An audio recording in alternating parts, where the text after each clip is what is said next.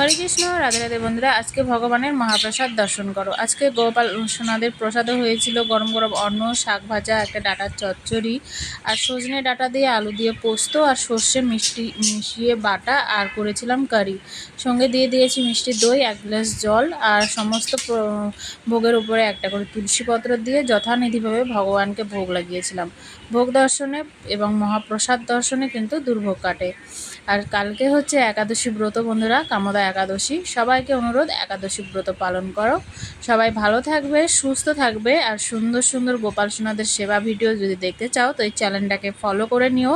যারা ইউটিউব থেকে দেখছো তারা চ্যানেলটাকে ফলো করে নাও, আর যারা সাবস্ক্রাইব করে নাও, আর যারা ফেসবুক থেকে দেখছো তারা চ্যানেলটাকে ফলো করে নাও, এরকম সুন্দর সুন্দর গোপাল সোনাদের নিত্য সেবা দর্শন করার জন্য। তো সবাই ভালো থাকবে, সুস্থ থাকবে। আবার দেখা হচ্ছে সুন্দর একটা ভিডিওর সাথে। রাধে রাধে।